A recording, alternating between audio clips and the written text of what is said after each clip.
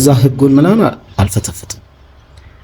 ከሌላ አካባቢ ግን የሚመጣው ለካ የዛኔ ሊቀመንበር የሚመረጥበት ጊዜ ነው። ይሄ ልጅ ተመረጠ። መጀመሪያ ሄዶ ያንን መንገድ ዘጋው። አይ ዶንት ኖ በየትኛው እንድትወስደው እንደምፈልግ ግን this is real talk። ሰላም ጤና ይስጥልኝ፣ እንዴት ናችሁ? such a beautiful day። ዛሬ ደግሞ የምንነጋገረው እስከ ዛሬ ድረስ በይደር ስላቆየሁት ስለ ቀበሌው ሊቀመንበር አመራረጥ። ይሄ የምነግራችሁ ታሪክ ሁሉም የቀበሌ ሊቀመንበር በዚህ መንገድ ይመረጣል ማለት አይደለም።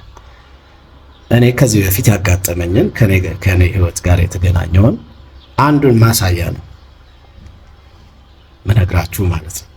እና እንዳታወሳስቡ። ባኬዴ አዲስ አበባ ዩኒቨርሲቲ ተማሪ ያለው ቅዳሜና እሑድ እዚሁ አዲስ አበባ ስለሆነ ፋሚሊ ጥየቃ እመጣለሁ እና ሰፈር ውስጥ ያለ አንድ ጀለሳችን መጥቶ ያናገረኛል። ይሄ ጀለሳችን ከሌላ አካባቢ ነው የመጣው። ያው እዛው በመኖር በቆይታ ግን ተጃልሰናል ማለት ነው። እና መጥቶ ሳሚ የኛ የወጣት ሊግ አባል እንድትሆን እንፈልጋለን ይለኛል። እና ያኔ መንግስት ይሄ ወጣት ሊግ 5 ለ1 ገለመሌ ምናምን እንደዚህ ብዙ አደረጃጀቶች ያደርግ ነበር።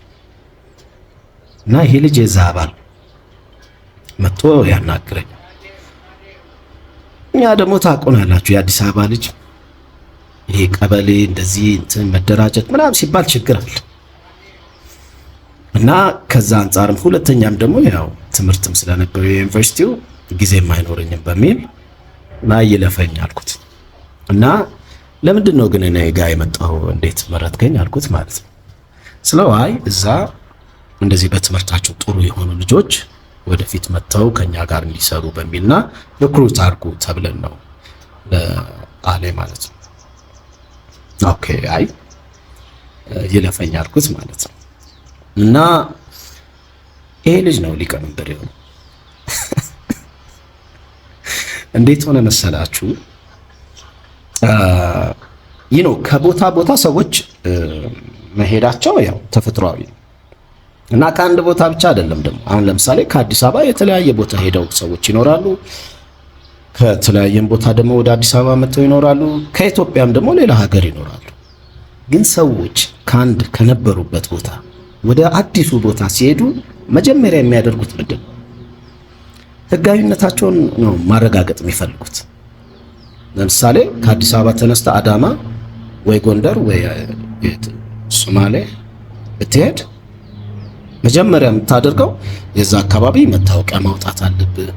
ህጉ ምን እንደሚል አኗኗሩ ምናምን ቼክ ታደርጋለህ። ግዴታ ነው ያ አይደል እንዴ? መጀመሪያ ያንን በማድረግ ውስጥ ግን እዛ ነዋሪው ከሚያውቀው በላይ አንዳንዴ ጥሰህ ልትሄድ ትችላለህ። የህግ እውቀት ምናምን ለካ ብዙ ክፍተቶች አሉ። አሁን ለምሳሌ በአዲስ አበባ ብታይ አይ ቲንክ በ2 ዓመት ነው ምናምን ከኖርኩ በኋላ መታወቂያ ማግኘት ትችላለህ። በቃ አሁን እንደኔ አይነቱ በዲፎልት መታወቂያ ስለማገኝ ምናምን እዛ ህጉን ምናምን አልፈተፍትም። ከሌላ አካባቢ ግን የሚመጣው መታወቂያ ለማግኘት በሚያደርገው ጥረት ውስጥ ከህግ ከሚያውቁ ሰዎች ጋር ሲያወራ ምኑን ሲያገላብጥ ከኔ በላይ እውቀቱን ሊያገኝ ይችላል። ለምሳሌ አሁን የኒውዮርክ ከተማ ከንቲባውን ብታዩት መጀመሪያ ፋሚሊዎቹ ሲሄዱ ምንድነው የሚያሳስባቸው? ህጋዊ መሆን ነው። አረ ህጋዊ ለመሆን የስራ ፍቃድ፣ ሶሻል ሴኩሪቲ ነምበር፣ ከዛ ግሪን ካርድ ምናምን እያሉ ያንን በደንብ ለማወቅ በጣሩት ሰዓት ነው ልጃቸው አፈትልኮ ከንቲባ ይሆን። ለራሳቸው ለዛ ለኒውዮርከሮች ግን የሚያስገርም ነገር ነው አይደል? አይ አንደርስታንድ ኒውዮርክ ከብዙ አካባቢ የመጣ ማህበረሰብ የሚኖርባት ቢሆንም ያው ኤክስፔክት የሚደረገው ግን እንደዚህ አይደለም። ዲስ ጋይ ታሪኩንም ስታዩት በጣም አስገራሚ ነው። መጀመሪያ ጥያቄያቸው ህጋዊ ለመሆን ነው። ከንቲባ ሆነ። ቦታም እንደዛ ነው። አሁን የኔ ፍሬንድ አለ ከሌላ ቦታ የመጣ ማለት ነው። አዲስ አበባን ከኔ 10 እጥፍ በላይ ነው የሚያውቃት። ኪዩሪየስ ነው የምትሆነው። ለንደንም የሄድኩኝ ጊዜ አንድ ፍሬንዴ በ3 ሳምንት ሸምድጃታለሁ ለንደንን ብሎ ሲያዞረኝ ነው ነበር። እዛው ሆቴል ውስጥ የነበረ አንድ ሰውዬ ግን ሳወራው የለንደን ነዋሪ የሚያውቃቸው ቦታዎች በጣም ትንሽ ናቸው። አዲስ ቦታ አዲስ ስትሄድ ብዙ ኤክስፕሎር ለማድረግ እና ኮፓፕ ለማድረግ በምትጥረው ጥረት ውስጥ አልፈህ ልትሄድ ትችላለህ፣ ጥሰህ ትሄዳለህ። እና ይሄም ልጅ ሲመጣ የመጀመሪያው ጥያቄ መታወቂያ ማውጣት ነበር። ሲሄድ እንትን ሲል የወጣት ሊግ እንደዚህ በፓርቲዎች መደራጀት ምናምን፣ ልጁ ደግሞ በደንብ ተናጋሪ ምናምን ነው እንትን እያደረገ ነው። ከዛ ለካ አንድ ቀን ቀበሌ ስብሰባ አለ እየተባለ ይሄ ቅዳሜና እሑድ ስብሰባ ይኖራል። ብዙ ጊዜ እየተለፈፈ ነበር በጥሩምባ። አብዬ ማንም ሰው አልሄድም፣ የዛ አካባቢ ሰው ለምን ስለ ቀበሌው ጉዳይ አይመለከተው። እነዚህ ደግሞ ምናምን ነው የሚለው። ለካ የዛኔ ሊቀመንበር የሚመረጥበት ጊዜ ነው። ይሄ ልጅ ተመረጠ።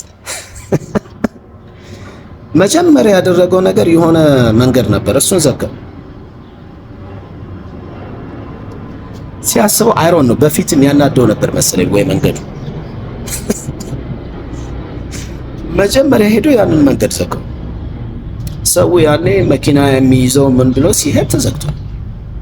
ማን ነው ደግሞ ይሄን የዘጋው? እነዚህም የማያውቁ ሰዎች ምናምን ብሎ ሰው ተቻችቶ ሲሄድ ለካ አዲስ ሊቀመንበር ተመርጦ፣ እንዴት ነው እኛ ሳናቀ ማንንም እያመጣችሁ ምናምን አለ። ኖ ስብሰባ ነበር፣ በስነ ስርዓት በሂደት ነው። አልመጣችሁም፣ አልተሳተፋችሁም ተባለ። ከዛ በኋላ በተነጋግሮ ይሄ መንገድ አስፈላጊ ነው ምናምን ተብሎ ተከፈተ። እና አንዳንዴ ባልተሳተፍክበት ሁኔታ የሚመጣ ውሳኔ በጣም አስደንጋጭ ነው። አይ ዶንት ኖ በየትኛው እንድትወስደው እንደምፈልግ፣ ግን this is real talk ዋላ